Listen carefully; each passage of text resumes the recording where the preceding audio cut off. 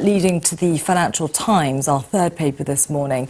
Coming out of the Jackson Hole Summit this weekend in Wyoming, which is essentially this big talking shop of central bankers around the world, although notably Ben Bernanke and other key central bankers weren't there, including Mark Carney.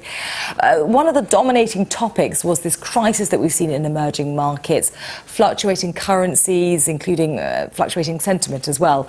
The rupee in India was one of those currencies that was all-time low against the dollar.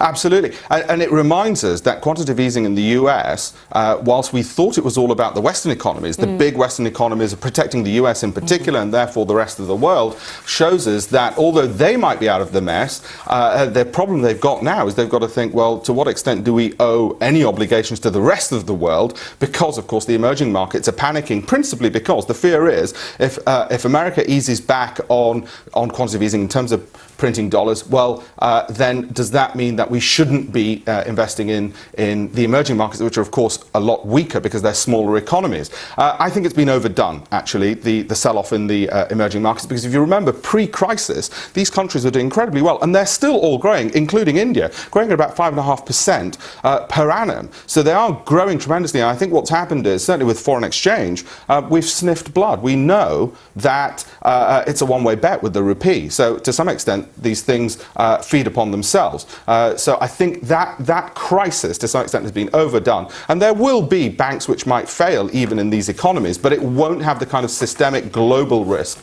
that we would have in the West. So it won't matter as much. But yes, it reminds us that the United States is not just carrying itself, but it's carrying the rest of the world on its shoulders.